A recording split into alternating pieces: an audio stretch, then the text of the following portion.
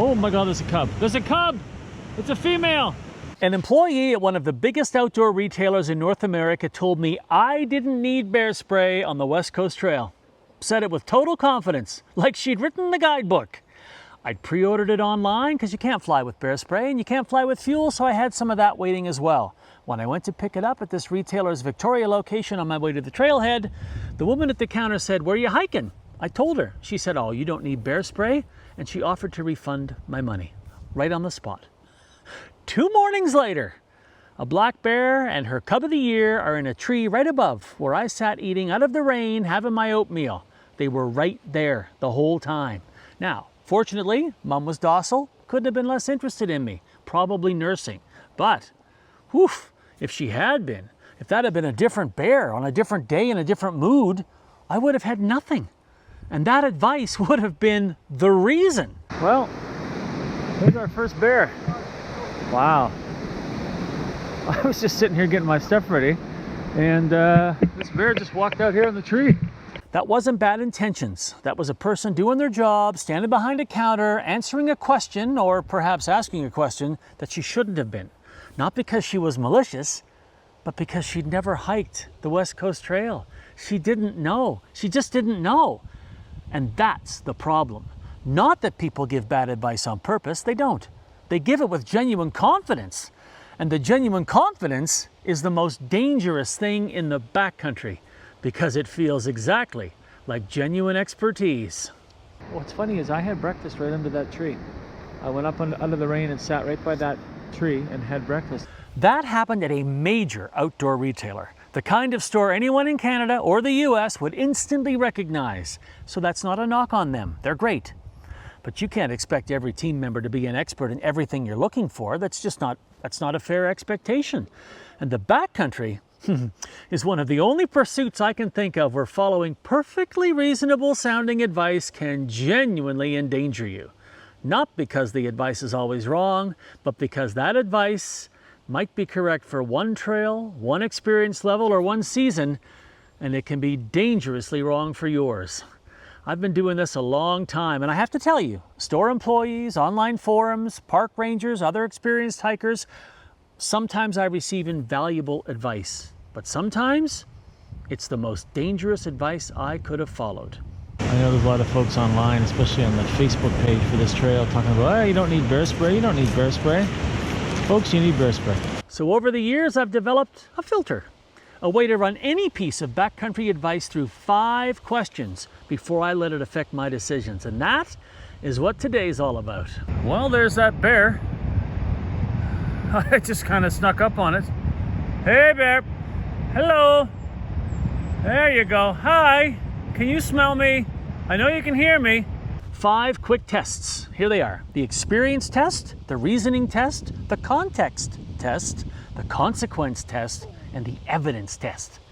Run any piece of advice through those 5 and you will know very quickly whether it's worth following. So, let's break them down. The experience test is the simplest one, and it should always be your first question. Has the person giving you advice actually been where you're going? Not somewhere similar, not the same mountain range, not a trail they read about, but the actual trail in the actual conditions that you're heading into. That person behind the counter in Victoria had never hiked the West Coast Trail. So apparently working from some sort of general impression, not trail experience, gave me some pretty bad advice. And here I am solo in the very part of the season where sow cub pairs are really active. And there they were in that tree above me. I guess they were having their breakfast while I was having mine. So her advice is calibrated to an average day on a managed trail somewhere, but my reality was a specific day in specific conditions. And the difference between those two things is where people get hurt. And this is not just a West Coast Trail issue. This could be anywhere in North America where black bears are active. Yosemite, the Great Smoky Mountains, the Rockies, coastal BC, I mean anywhere. Anywhere bears and hikers share the same habitat. The question of whether to carry bear spray is not about the average day. It's about the day that's different. You know, when something goes differently. So when someone gives you advice about a specific trail, just ask, have they hiked it? When? What season? What were the conditions? Did you see any animals? And if they can't answer those questions specifically, their advice is just general knowledge, not trail experience. And there's a big difference. One thing you can do, and I've done this, is just interview the person. Walk into a store and ask the person in the backpacking area if they've backpacked, where they've backpacked, have they done the trail you're planning? Get a general idea if they're knowledgeable about what you need to understand. And you know what? Sometimes they'll just tell you, you know what? I haven't done that, but so-and-so has. And then go find so-and-so. That's a good outcome. That's really someone being honest about the limits of their experience. Even when someone has been there, experience alone isn't enough. They need to be able to explain why their experience led to that specific conclusion. And that's the next test. The reasoning test is about whether the person can explain why, not just what. If someone tells you to do something but they can't explain the reasoning behind it, they're not advising you. They're just parroting something they heard. True story. I'm in a backpacking section of a major Canadian retailer in Calgary. I overheard an older woman ask the employee how to ford a river. I say older woman simply because it sounded like she really hadn't done this before. I can't even believe I'm telling you this story. The advice given was to take the pack off, strap it to the front of your body, tie the boots to the front of the pack, and then attach your trekking poles as well. Let that land. Let that land. That's the most baffling advice I've ever heard in my life. I almost went up to the employee, but I didn't. But I did go up to the woman and I said, ma'am, can I bother you for a second? I just overheard what you were told, and I have to say honestly, that may be some of the worst advice I've ever heard in my life.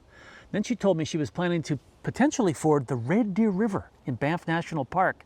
This is the Red Deer River. Now, I'm not going to get into the full breakdown of why that technique is wrong because, I mean, it's completely and utterly wrong. That's a whole different video about river crossings. They're here on the channel. But here's the point for the reasoning test. A person who truly understands a technique can tell you why it works, and then maybe tell you why it doesn't work and what happens if it fails.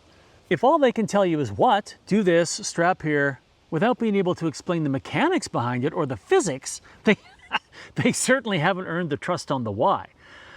Man, I could hear that advice and recognize it as dangerous because I understand river crossings. But the woman receiving it doesn't. She had no idea. She thought this was what she should do. She's asking because she doesn't know. This is exactly the situation where the reasoning test matters most. When you don't have the expertise to evaluate the advice yourself, you need the person giving it to be able to explain it well enough to you so you understand why. And if they can't, that's your answer. I get a little worked up about that one, so let's move on. All right, we've checked their experience or lack thereof. Now you've checked their reasoning. But even good reasoning from an experienced person can fail you if the advice is calibrated to the wrong version of that trip. For all of you that sometimes post, why don't you show the stuff that sucks? The videos are all too happy. Yeah? Well, have a look at that. This sucks. The context test asks, is this advice for average conditions or for the worst case? Because in the backcountry, we've talked about this, you don't plan for the average day, you plan for the bad one. And I've seen this play out in Facebook groups, for example. We'll go back to the West Coast Trail because it's such a popular trail and it's kind of on our topic today. Someone there asks about bear spray, and inevitably someone else chimes in with, I've done it 3 times, never needed bear spray, you'll be fine. And I'm sure that's true. They were fine. 3 times, average conditions, no incident. But that advice is built on a sample size of 3 good trips in an environment that contains bears. And it's being given to someone who might be hiking on that one day it's all different. The West Coast Trail sees bear encounters every season. Sows with cubs, habituated bears, food-conditioned bears. The fact that most hikers don't have an incident does not mean the risk doesn't exist. It means the consequences are rare, but they can be severe. And advice that's calibrated to the average day will leave you unprepared for the bad one. So when someone gives you advice, ask the question, is this what works most of the time? Or is this what works when things go wrong? Because those are 2 very different questions and 2 very different recommendations. And in the backcountry, the gap between most of the time and when things go wrong is where people get hurt.